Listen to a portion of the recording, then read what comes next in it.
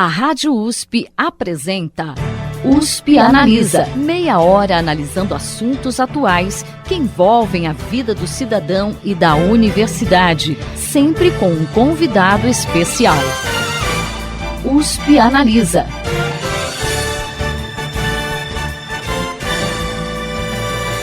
Levar a educação financeira a todas as gerações tornou-se imprescindível, principalmente considerando o contexto atual do país, que envolve mais de 13 milhões de desempregados, o endividamento de 62,7% das famílias brasileiras e a aprovação de uma reforma do sistema previdenciário, ou seja, ter noção de seus gastos, economizar uma parte dos ganhos e aprender a planejar o futuro é fundamental para sobreviver nesses novos tempos.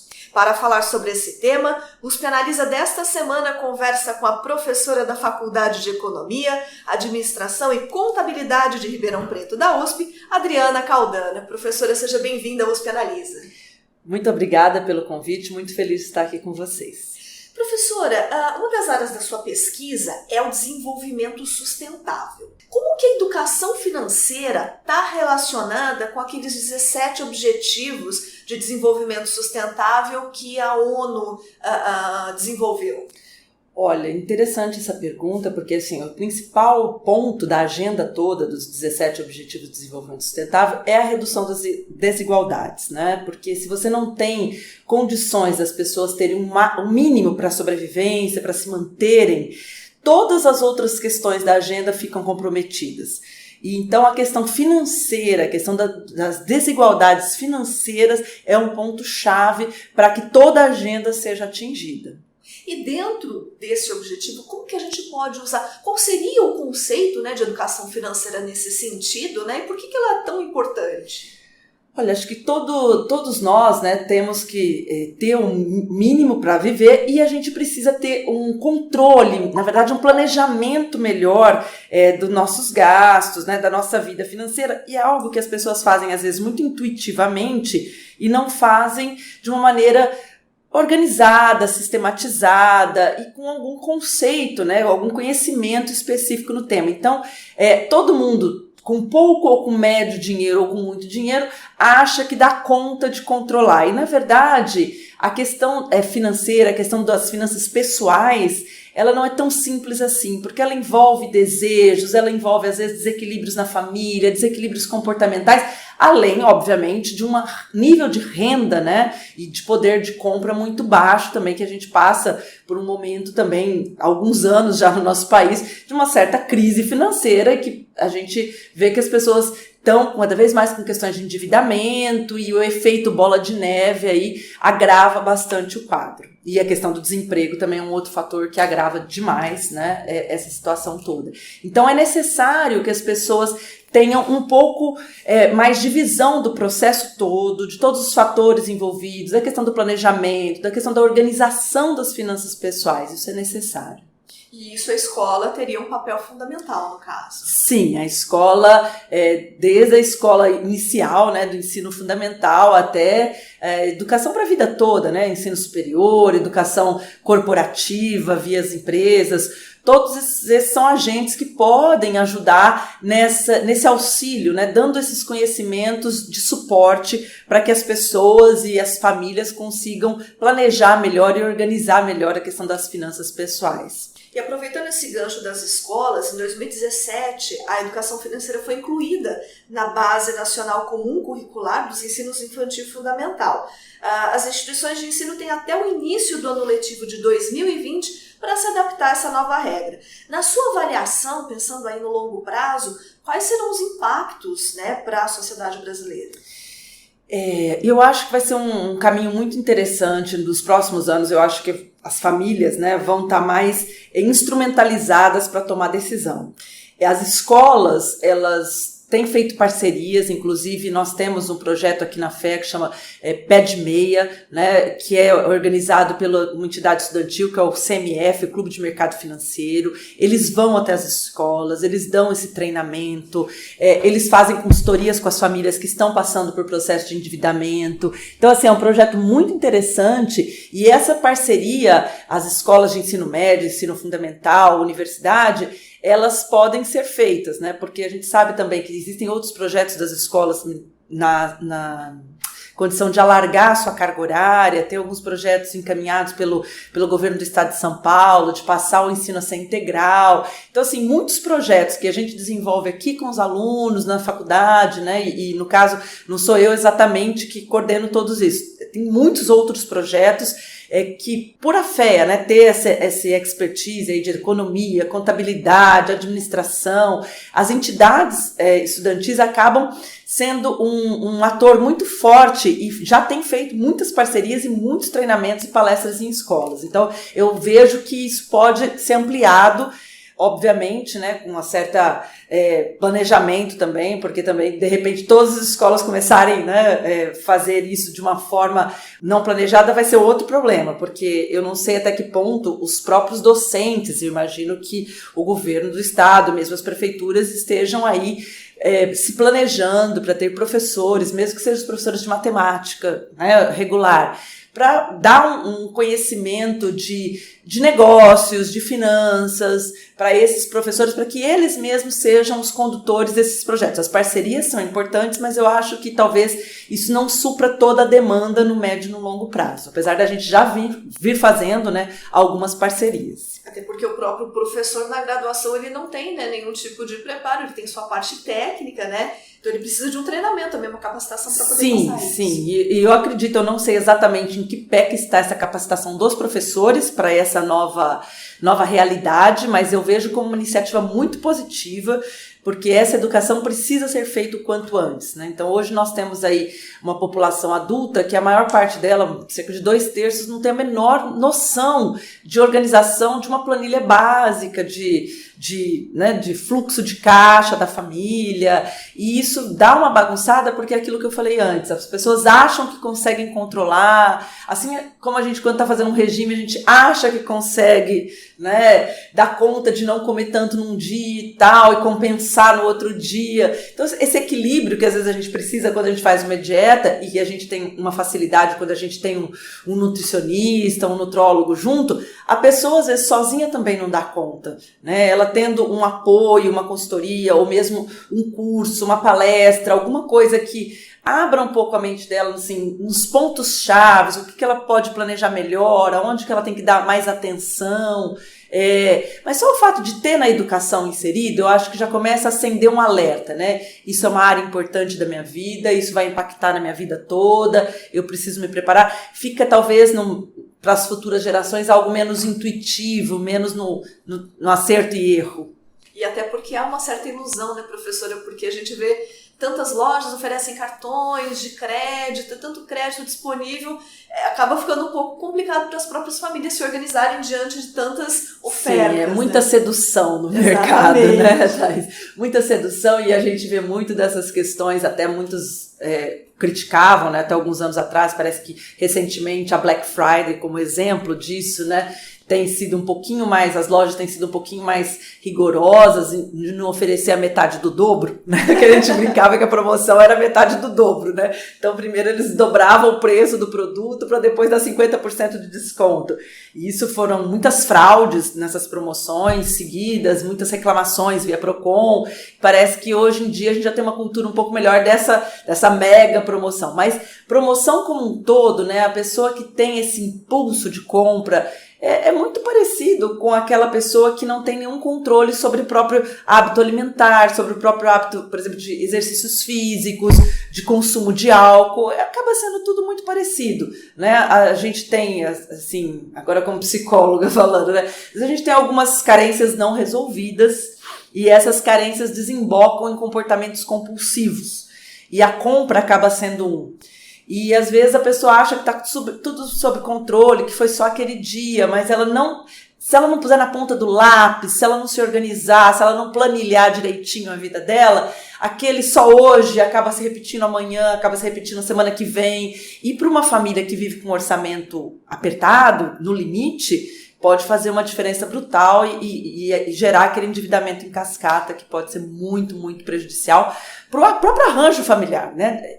Desestabiliza as relações na família. E você acha que na educação financeira a gente também precisaria incluir, por exemplo, essa questão do consumismo, né? Pensando até numa perspectiva mais em relação ao meio ambiente, né? Que isso impacta, quer dizer... Isso é uma outra questão que quando a gente trabalha com a Agenda 2030, né, dos 17 Objetivos de Desenvolvimento Sustentável, a gente vê assim, que não dá para trabalhar com um dos objetivos sem vê-lo em toda integração com os outros. Então, isso que você mencionou é bem legal, porque a gente pode perceber a questão das desigualdades, tem a ver com a questão do emprego digno, que as pessoas não estão tendo, pela questão do desemprego, do consumo responsável, que também, né, acaba sendo... E geração de resíduos, impacto na vida terrestre, na vida marítima, né? Recentemente essa polêmica, todos os canudinhos, eu falo polêmica porque, assim, as pessoas às vezes pegam uma questão como simbólica, né? Eu acho que o problema do canudo plástico não é o canudo plástico, mas é toda essa questão do hábito de consumo e como eu consumo. Então eu consumo algo que é descartável,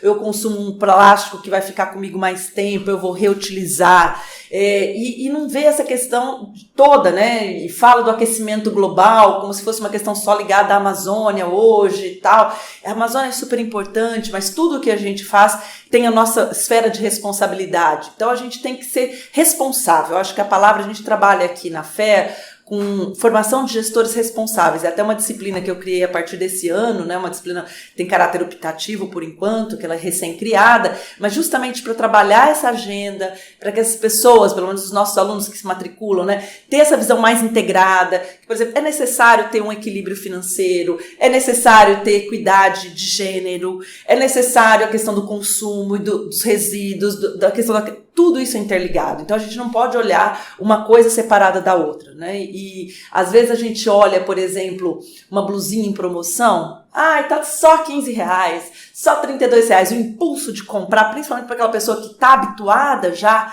a vir nesse tipo de comportamento há um tempo, ela não vai parar ali e refletir, poxa, que tecido é esse? Quais serão as condições de trabalho? Porque um dos tópicos é o trabalho digno, né? Que é o ODS 8.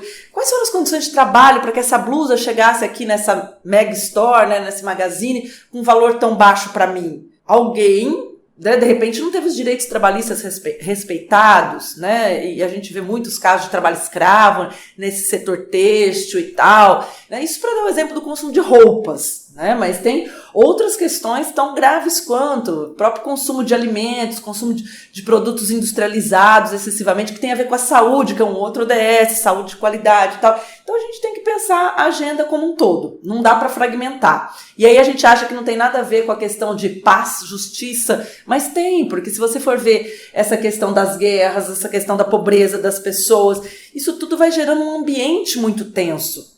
E regiões do planeta que são mais periféricas do sistema capitalista central, que vão servindo de massa, né, de formação de trabalhadores para estar nessas condições precárias de trabalho, para produzir essa peça que vai chegar para a gente numa super promoção. Então, acho que as pessoas têm que ter um pouco essa consciência de ter menos essa filosofia do ter, eu preciso ter. E aí, quando a gente trabalha num nível de conscientização dessas pessoas, elas vão, assim, entendendo, primeiro, que tem uma questão de orçamento, de limite. Caso não haja, caso a família esteja super bem financeiramente, mas tem a questão da responsabilidade, né? O que eu estou consumindo, como é que isso está sendo produzido, o quanto eu estou consumindo. Então a gente sabe que cada dia, cada ano que passa, aquela data do planeta, ela está indo para trás. Então a gente está consumindo demais mesmo, a gente tem que reduzir o consumo. É tão complicado falar disso numa economia em recessão, que a gente fala que a gente tem que melhorar o consumo para os indicadores econômicos melhorarem. Mas a gente vai ter que aprender a refazer as regras econômicas, aí, as macroeconômicas também, porque economia só sustentada por consumo de bens e produtos e serviços, ela também não se sustenta no longo prazo. A gente já está aí com limites planetários muito claros. Então a gente vai ter que, na verdade, ter todo um sistema de repensar justiça social, justiça das instituições. E a educação é um ODS, educação de qualidade, que é o ODS 4, é um ODS, é um fator-chave para a gente conseguir essa conscientização, conseguir as pessoas olhem esse todo interligado, interconectado, para que elas pensem assim, qual que é o meu nível de responsabilidade? Também não dá para individualizar totalmente as responsabilidades. A gente sabe que tem responsabilidades que são da esfera de setores inteiros, né, de mega indústrias, mega corporações. Tem responsabilidades que têm que ser discutidas em nível de nações e chefes de Estado. Tem responsabilidades que são discutidas em nível individual. Então, o papel do consumidor, ele é um dos papéis importantes para repensar toda essa realidade que a gente tem de degradação ambiental, degradação social e de esgarçamento das relações humanas, né? E aí que a gente vê todo esse tecido social, familiar, às vezes desgastado, e aí vem outros problemas, a questão das drogas, a questão da violência urbana. A gente não tem o costume de pensar interconectado. E isso é uma coisa que a gente precisa aos poucos ir adquirindo. Como que você vê a recepção da sociedade em relação a essa discussão? O pessoal está mais consciente dessa mudança de hábitos que a gente precisa ter? Ou ainda há uma certa, assim, um certo preconceito com isso? Claro. Eu acho que as discussões que são polarizadas, inclusive até no campo político, as pessoas levam para a questão que não teria nenhuma ideologia dominante por detrás, elas colocam, ideologizam o que não deve ser ideologizado. Então nós estamos passando por um período muito crítico de descientifização das coisas. As pessoas querem tirar aquilo que é o dado, que é a evidência científica, que já está comprovado. Por exemplo, o relatório Limites do Crescimento, né, é de 1972. Então, assim, nós já estamos quase em 2022, né? Então, assim, é muito tempo para as pessoas, né, não terem, são 50 anos quase, que as coisas estão sendo faladas, muito antes do que isso. Isso foi um dos relatórios, assim, chaves da ONU, nessa questão dos limites planetários, que a gente não pode ter esse crescimento desordenado, com base em consumo de recursos naturais e recursos sociais também, né, porque às vezes as pessoas são vistas como consumo, né, não, porque o trabalhador na Índia, em Bangladesh, deixa ele em condição precária. Então, assim, consome-se, a máquina toda consome pessoas e consome recursos da natureza, impacta gerando resíduos, enfim, com a questão das energias, né, limpas, renováveis. Eu tenho muita esperança nas futuras gerações. Eu acho que hoje, sim, respondendo mais objetivamente a sua pergunta, estamos tendo uma melhor conscientização. Mas também, por estar tão difícil descobrir o passo a passo de como resolver, parece que agora todos os problemas ficaram claros. E a Agenda 2030, por exemplo, ela coloca todos os objetivos com uma maior clareza, coloca metas, coloca como fazer para atingir algumas dessas coisas em 2030. As escolas estão sendo envolvidas, né? Então temos prêmios estudantis, as organizações, as corporações estão sendo envolvidas, os consumidores estão sendo envolvidos. Então, aos poucos, toda essa informação vai chegando. Mas também existe, por outro lado, essa descrença que você falou, que eu acho que é uma descrença que própria desse momento das pessoas discutirem, será que é aquecimento global mesmo? Será que isso é verdade? Será que isso não é coisa de ambientalista chato, de eco chato, né? Ou biodesagradável, a gente brinca, né? Que a gente é visto assim.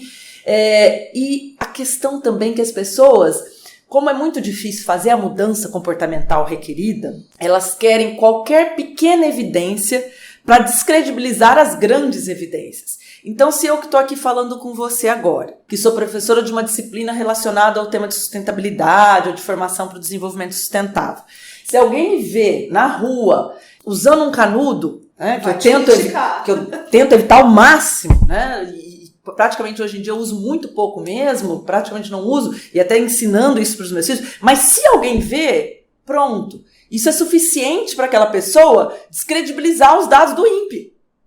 Da NASA, entendeu? Do aquecimento global, do painel intergovernamental de mudanças climáticas, que são cientistas que estão estudando isso há décadas, e um conjunto de milhares de cientistas falando a mesma coisa. Aí a gente tem um professor lá da geografia, que também carrega o nome USP, e que coloca uma outra perspectiva. Essa outra perspectiva, a mídia também faz muito isso às vezes. pega uma perspectiva dissoante, dá um baita palco para esse único cientista de uma única área do saber que está falando algo que as pessoas... É confortável para as pessoas achar que, por exemplo, não tem responsabilidade do homem nessas coisas todas, que são ciclos do planeta Terra, que são interesses geopolíticos. Lógico que existem interesses geopolíticos, lógico que existem interesses políticos, claramente, nessa questão toda da Amazônia, de países que estão tentando aí, falando, né, tocando num assunto delicado de internacionalização da Amazônia. Isso é muito complicado mesmo.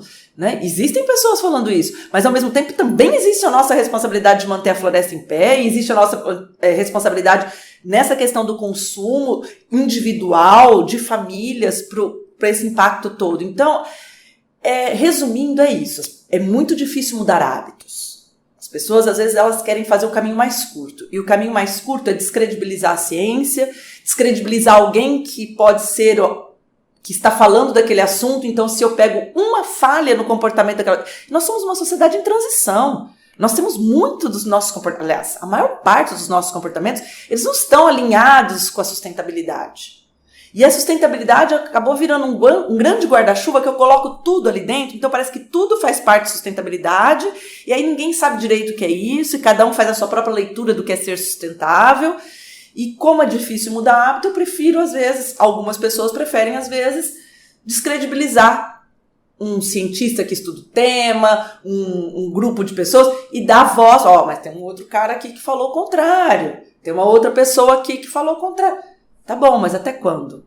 Acho que agora os efeitos dessa desresponsabilidade humana já estão mais claros. Você vê aumento de enchentes, aumento de secas pelo mundo todo, não só no Brasil, né? Por isso que não tem a ver com questões políticas. Você vê o aumento de eventos climáticos extremos. Então, assim, sempre existiu vulcões, sempre existiu tornado, sempre existiu seca, sempre existiu enchente. Só que a frequência é alarmante. O gatilho que pode disparar uma reação em cadeia do planeta está muito perto agora. Então, assim, eu tenho esperança, eu só não sei se vai dar tempo essa conscientização, mas nós vamos continuar trabalhando com a educação, que é a nossa profissão, né? A minha profissão. Então, a gente continua trabalhando com educação, com pesquisas, que deixe mais claro para as pessoas os fatores que estão conectados e tentando tirar dessa loucura, né? Que a gente sabe que realmente mudança é difícil. Mas nós somos uma sociedade que vamos precisar mudar. E aproveitando esse gancho com a questão da educação, né, você coordena o Grupo Enactus, que é um projeto de extensão aqui da Faculdade de Economia, Administração e Contabilidade de Ribeirão Preto, que coloca em prática atividades de empoderamento em comunidades da região aqui de Ribeirão, com o objetivo de desenvolver 3 pilares nesses locais, que é o econômico, o ambiental e o social.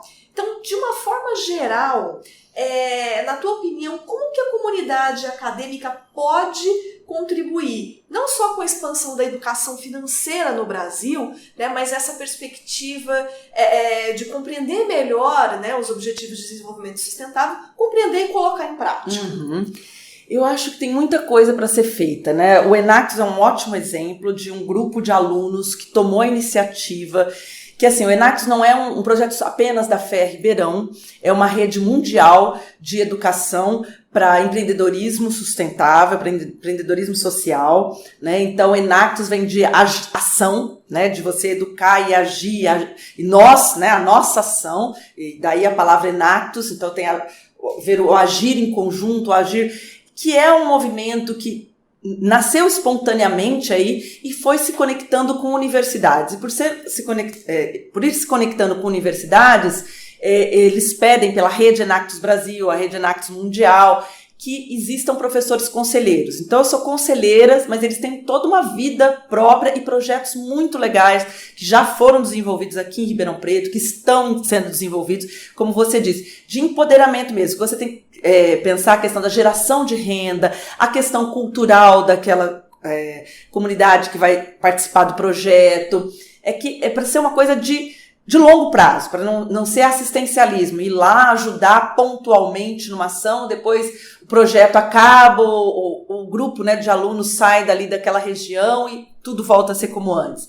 Então, assim, os alunos trabalham com uma realidade que é muito importante para eles também, do ponto de vista de conhecer uma realidade que às vezes é diferente da que eles têm na origem, né, nas famílias, de ver uma outra dificuldade, né, de ver um outro lado social que muitos nossos alunos não têm. Então, eu acho que forma competências neles que eu acho que transcendem qualquer currículo formal, por isso que eu acho um projeto muito importante para a formação desses alunos e muito importante também para os resultados e impactos que eles estão deixando lá. Eu acho que muitas das suas comunidades já atendidas aqui em Ribeirão, e são várias, tem relatos, coisas muito interessantes, sabe? De organizar uma situação ali numa escola, num bairro, num grupo de mulheres que trabalham com artesanato, com costura, e dá os caminhos, né? Assim como o CMF faz com o Penny de Breia também, dá os caminhos, olha, você tem que se organizar, você tem que organizar suas finanças pessoais, isso é uma ferramenta importante, são os conceitos-chave. O Enactus faz isso, né? O grupo do Enactus faz isso. O grupo do CVU, que é o Centro de Voluntário Universitário, que envolve também, tanto o Enactus quanto o CVU, envolve gente de todo o campus, de vários cursos. Então, assim, é importante ver os nossos alunos com os olhos brilhando para essa realidade. Existem muitas coisas que têm que ser feitas numa esfera maior, numa esfera política, econômica, macroeconômica. Mas existem muitas coisas que a sociedade civil organizada pode fazer. E muitos dos conhecimentos que eles têm que são muito úteis. Eu acho que é uma relação ganha-ganha muito positiva, tanto para os nossos alunos que trabalham nesses projetos, quanto para as pessoas que acabam não recebendo, né? Elas constroem junto, né, o projeto, e isso é muito gratificante. E é positivo para a universidade como um todo, né, professora? Porque hoje, mais do que nunca, a gente vê a importância da gente, eu digo a gente porque, né, então, eu estamos como jornalista todos aqui, também né, estamos na universidade, mas da universidade se fazer presente na sociedade. Sim. Né? E cada vez mais Sim. as pessoas estão esquecendo da importância que essa instituição eu acho que todo esse processo dolorido que a sociedade brasileira passou, né, nos últimos, vou falar 5 anos, né, para colocar desde 2013 para cá, eu acho que é inegável o papel da USP, né, como agente de transformação social, econômica. Não é só porque a USP é a maior da América Latina ou é uma das 10 que mais publicam no mundo todo. A USP é gigante, ela tem conhecimentos dos mais variados possíveis e há muito tempo a USP aplica esses conhecimentos. É lógico que é muito mais fácil eu ver, por exemplo, um hospital tipo HC, né, aqui perto da gente, fazendo algo de valor para a sociedade, mas a USP entrega valor de muitas formas diferentes. Quando a gente produz um conhecimento com uma base sólida, seja numa área de filosofia, seja numa área de psicologia, da educação, aqui da administração, da economia, quando você constrói um conhecimento sistematizado, orientado, isso é um valor. E a gente sempre questiona, né, esse papel do Brasil nesse jogo geopolítico global, que a gente está sempre como fornecedor ou de matéria-prima, ou de commodity, ou de mão de obra, e você vê aqui dentro projetos de altíssimo teor de inovação, de muita densidade de conhecimento, e que às vezes a população média não sabe. A população média sabe que tem um HC, que ela pode mandar ali em casos muito complicados, se tiver um problema muito complicado de saúde na família, que normalmente os convênios e os hospitais privados não cobrem, né, que são de alto custo. E aí elas veem valor. Mas assim, a USP tem um valor que é difícil da gente mostrar para a sociedade. Eu acho que quanto mais parcerias forem feitas com escolas, com empresas, com comunidades, sociedades que estão precisando desses nossos conhecimentos mais variados possíveis, eu acho que vai ficando mais visível para as pessoas, né? E defender a USP deixa de ser uma questão corporativa nossa, que somos, né, servidores da USP, trabalhamos aqui, vivemos disso aqui, mas passa a ser assim, é um patrimônio da nossa sociedade. E ele tem que ser defendido pelo valor que ele tem de construção do conhecimento. A USP é uma universidade, o professor Varran sempre diz isso, né, o nosso reitor, sempre insiste nisso. Nós somos uma universidade de pesquisa que oferece ensino e extensão. Então, assim, a gente está gerando um conhecimento. A gente está na fronteira do conhecimento em várias áreas, das engenharias, a medicina, a humanas, a educação, enfim. E a gente estando nessa posição, acho que os nossos alunos e as comunidades que se beneficiam ou que estão conosco, né, seja aqui na FEA, por exemplo, as empresas que buscam, via MBAs, via qualquer tipo de interação, USP, sociedade, é benéfico.